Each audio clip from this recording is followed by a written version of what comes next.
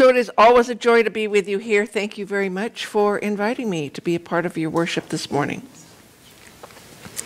So some of you may have heard or read that I'm going to be talking about The Wizard of Oz this morning. And what does that have to do with our spiritual journey? Well, it has a whole bunch to do with our spiritual journey. I got turned on to The Wizard of Oz by my younger sister. And The Wonderful Wizard of Oz was her favorite book when she was growing up. It's a wonderful, wonderful children's story. It's a hero's journey. All of the good stories are hero's journeys. It was written in 1900 by L. Frank Baum. And it was so well received by the children of the day, they would write to him and say, "We want more stories. Bring Dorothy back to Oz. What happened to the wizard after he left Oz? We want more stories." And so in the next 10 or 12 years, Mr. Baum wrote a total of 14 wonderful children's stories, heroes' journeys for the children of the day. And then, of course, in 1939, we know that Hollywood made a wonderful version of The Wizard of Oz, basically based on the first book, starring Judy Garland, Bert Lars, I forget all the other names. You probably know. Ray Bolger. Ray Bolger. Ray Bolger, right. Yeah. No, Buddy Ebsen was the first choice of the Tin Man. It was a wonderful, wonderful movie. So, it's a hero's journey with heroes and monsters and witches. The good stories are always heroes' journeys. I'm going to default back to the book as opposed to the movie because the book brings up something right away that is very important to the hero's journey. So let's look at our narrative. It opens in Kansas, 1900. Kansas is a very flat, bleak, dry, gray land. The ground is dusty and gray. The leaves on the trees are covered with gray. The grass has been bleached gray by the sun. Even the sides of the homes, bleached gray with the sun. And here we find Dorothy, who is, she's an orphan, and she's about 11. It doesn't say precisely in the book, but I would guess she's about 11. And she's very content living there in Kansas, as opposed to the Dorothy in the Hollywood version, who's always looking for somewhere over the rainbow.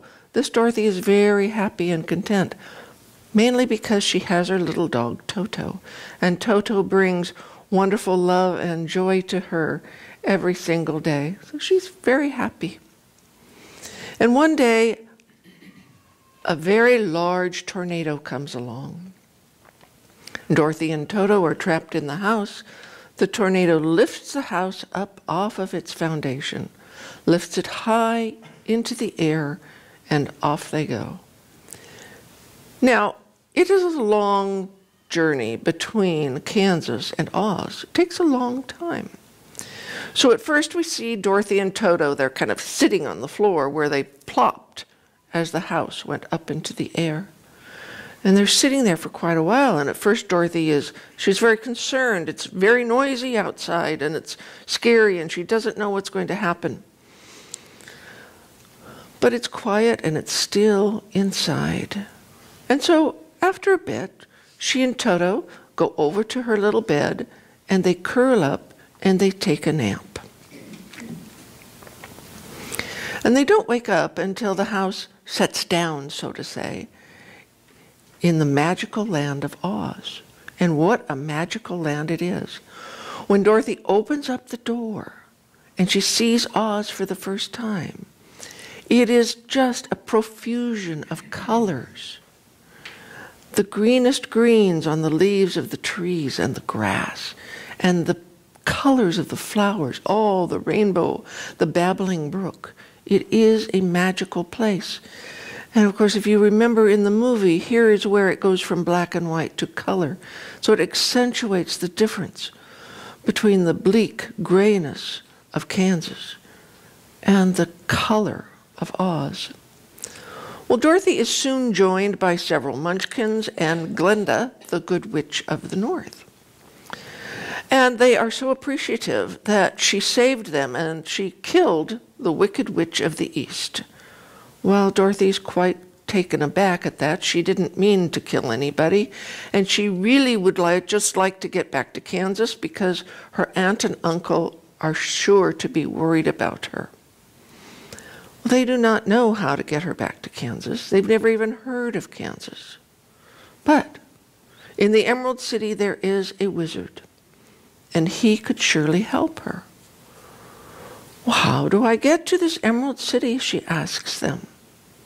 Well, it's a long journey, and there's lots of forests and mountains and deserts, and it's a tough journey, but we've never been there. But we understand it's a hard journey. But you have the yellow brick road, and it will take you there. Just step onto the pathway of the yellow brick road. So Dorothy gathers up her little basket, puts her food in it. She and Toto step off onto this yellow brick road. 1 step, 2 steps, and they're on their way. So right here in this very short section of the book, we have 2 very important lessons for the hero's journey. The first one is waiting time. And in this busy, busy culture that we are a part of, it is easy to see how waiting time is so full of preparations. Taking the class, graduating, taking the workshop, reading the book, cleaning the house, whatever. Preparation time is full and busy. But Dorothy points out to us that also rest is important. Rest is the in-breath in this waiting time. For yes, preparation is important, but rest is important, because then when she steps out, she's ready to go.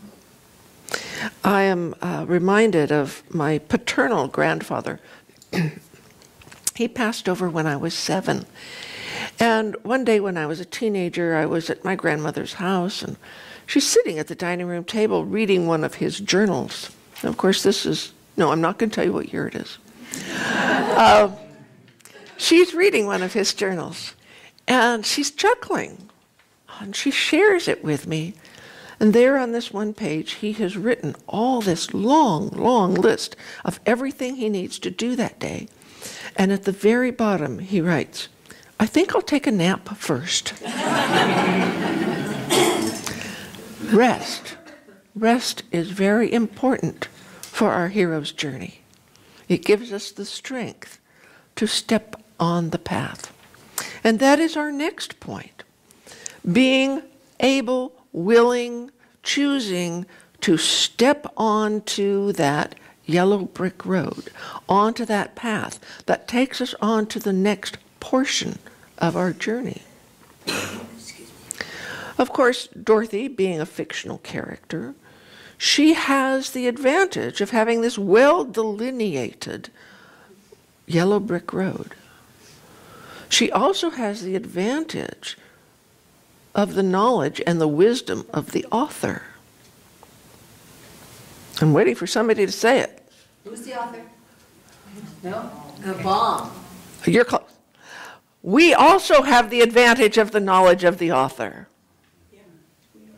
We also have the yellow brick road, the path that is laid out to us. We have the knowledge of the author from the sacred texts that are written, old and new. The Rig Veda, the Bhagavad Gita, the Bible, the Tao Te Ching, we could go on and list on and on. And we have the writings of the mystics and the saints, old and new. The Christ, the Buddha, St. Teresa of Avila, St. John of the Cross, new, Eckhart Tolle, Deepak Chopra, we could just name them, Alice Walker.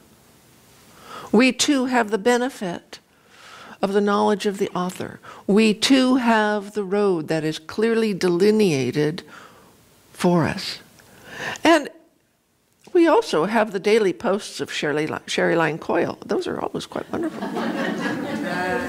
Thank you, Sherry, for that. So, we have our waiting time, our in-breath and our out-breath. We have willing to take that first step on the path. So let's go back to our narrative. And we see Dorothy, she's walking along the yellow brick road with her little dog. And she comes to a large cornfield, and at the edge of the cornfield is a scarecrow up on a stick. And he engages her in conversation. Now, of course, this is Oz, so this is not strange. And he is feeling very put out, feeling very disenfranchised because he cannot do his job. The crows just eat whatever they want because they know he can't bother them. They even roost on his head and his arms and pluck at his straw. And he just knows that his life would be complete. It would be so much better if he only had a brain. Aha, says Dorothy. Maybe you would like to come with me to the Emerald City to see Oz. Surely a powerful wizard like Oz can give you a brain. And so off the three of them go, the Scarecrow, Dorothy, and Toto. A while down the road, they meet the Tin Woodsman. And the Tin Woodsman has been frozen. He's gotten out in the rain, and he's been frozen for over a year, and no one has come along. So they rescue him with the oil can, and they get to talking, and they find out his story, and he tells them that, oh, if he only had a heart, he knows that his life would be so much better. Ha-ha, they say, come with us on our journey to the Emerald City. And so off they go. And a while down the road further, they get into the forest, and it's kind of dark, and it's kind of noisy, it's kind of scary. All of a sudden, up in front of them pops this ferocious lion, and he's roaring, and it's scary, and he takes a paw, and he knocks the Scarecrow to the one side, and then he knocks the Tin Woodsman to the one side, and Toto is having nothing to do with this. Toto is just says, you're not going to do this to my friends. Toto comes barking up. Toto's going to bite this big lion. And of course, you know, Toto, lion. So the lion is ready to bite Toto. Dorothy, up until this point, has been kind of frozen in fear, at which point she steps forward and she smacks the lion on the nose. Well, the lion is completely taken aback, and he starts to cry copious tears. So many tears that he has to take his tail and wipe them off of his face. So he tells them that he knows that the lions are supposed to be the most courageous of beasts in the forest, but he is just always afraid, he's always fearful, and he knows that his life would be so much better if he just had some courage.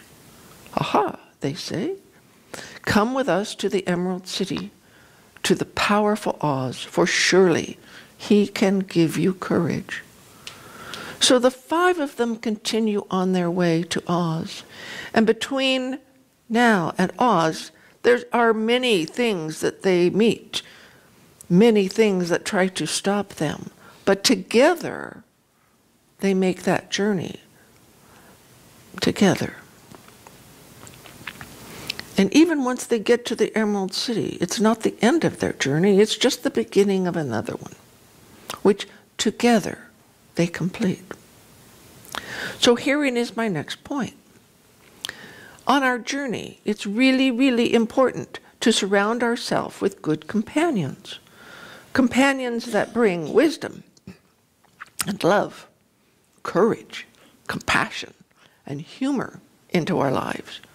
For no hero's journey is complete without companions.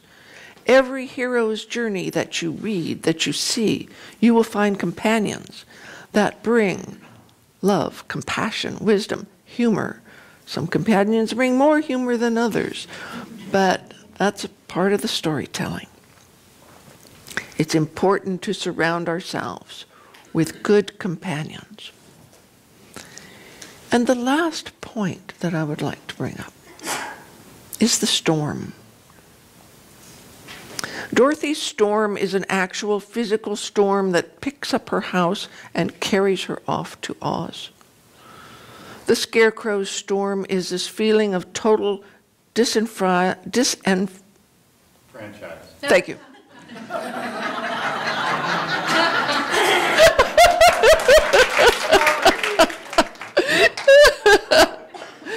He's feeling totally put upon by those darn crows. The Tin Woodman's storm is that he was caught and frozen in the woods for over a year. And of course, the lion's storm was that he was so fearful and in his perception that he had no courage. Everyone has storms, big and small, be they a hurricane or a flood or a fire, the death of a loved one, an illness. Everyone has storms. And in the midst of the storm is where we listen. I'm reminded of the psalmist who said, I will weather a storm like a palm tree. When a wind comes over a palm tree, the palm tree can bend all the way down to the earth. And then when the wind ceases, it can come back up. But that's not the amazing thing about the palm tree. The amazing thing is simply this movement of bending down and coming back up strengthens its roots, makes it stronger. I will survive the storm like a palm tree. I will grow stronger. I will bend and I will stand back up stronger than I was before. The storm has the potential to strengthen us. Carolyn Meese says, God speaks to us through chaos. God speaks to us in the storm. That small, still voice in the middle of the storm that says, be willing to take the step onto the path.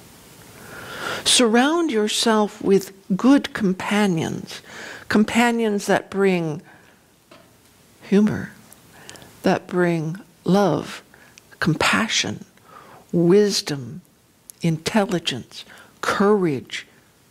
Surround yourself with good companions. Listen to the still small voice of God, hidden in the storm, hidden in the mystics, hidden in the sacred texts. For as Glenda tells Dorothy at the very end of the story, says, you are capable of more than you will ever know. You are capable of more than you will ever know. And so it is. Namaste.